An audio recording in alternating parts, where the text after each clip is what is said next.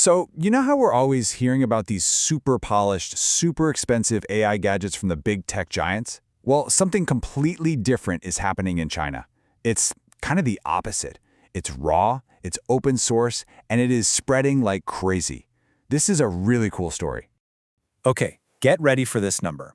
In just a few months, we're talking over 100,000 of these things have been activated. And remember, this isn't some big corporate launch. This is pure, organic, viral growth. It's the kind of scale that just makes you stop and go, wait, what is happening here? And then you see the price. The average cost to put one of these things together? About $10.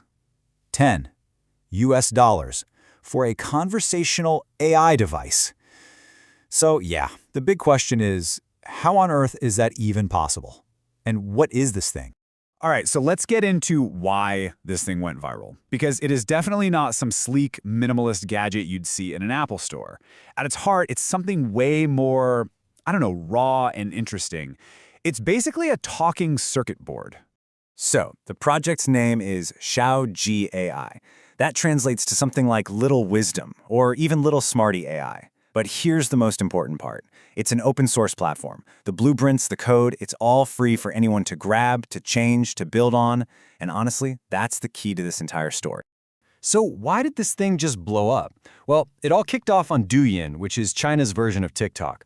And people were just captivated by this, this kind of punk rock look of a bare circuit board that just talks.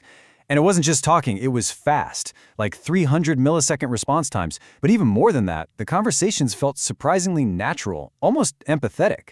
People started posting these viral videos of the AI giving legitimately good advice. It was wild. Now, you might think some hardware giant is behind this, right? Nope. The person behind this whole phenomenon is actually an entrepreneur from the world of online education, and he had a very specific and very open philosophy about how this should work. This is Huang Guan, who goes by Brother Shrimp online. He's the founder of an education company, and he's the first to admit he was a total hardware novice when he started messing around with this stuff. His background was not in building gadgets, which, makes this whole thing even more incredible. And his core idea? It's just brilliant, and this quote really sums it up. He said he saw Xiaozhi AI as the brain, and instead of building and selling a finished product, he wanted to give that brain away so that the community could create the hands and feet. Just think about that. He's empowering thousands of people to build all the different physical forms this AI could take. And this all happens so fast. In early 2024, you've got these impressive new AI models coming out that sparked the idea. By mid-year, Huang has a simple prototype working. And then, here's the big move. In September 2024, he drops the entire project on GitHub for free. That decision to go fully open source, well, that was the spark that lit the whole fire. Okay, so how in the world do you make a conversational AI for just $10? Well, it all comes down to this really clever mix of cheap, easy-to-get hardware and super flexible software. Let's break it down. First, at its core, you've got an ESP32S3 chip. If you're a tinkerer, you know this thing. It's super cheap and super popular in the DIY community. Second, the smarts aren't locked into one AI. You can connect it to different models from companies like Alibaba or DeepSeek, so you have choices. Third, it does this really smart thing where it uses local processing just to hear its wake word, so it's fast, but then uses the cloud for high-quality speech. And maybe the most fun part? You can totally customize its personality. You want a helpful professor? You got it. You want a sarcastic best friend? You can do that too. So, the moment this project hit the open internet, what happened next was nothing short of a Cambrian explosion of creativity. The community didn't just use it, they completely reinvented it over and over again. And the growth was just staggering. We are talking about a 300% increase in active devices month over month. This wasn't a product launch, it was a movement. And it was fueled entirely by people who were just excited to build something cool. You know, there's actually a term being used to describe this phenomenon. 平民创新. It basically means grassroots innovation. And that just perfectly captures the spirit of this whole thing. This isn't innovation coming from a fancy corporate R&D lab. It's coming from everyday people, from hobbyists and tinkerers in their own home.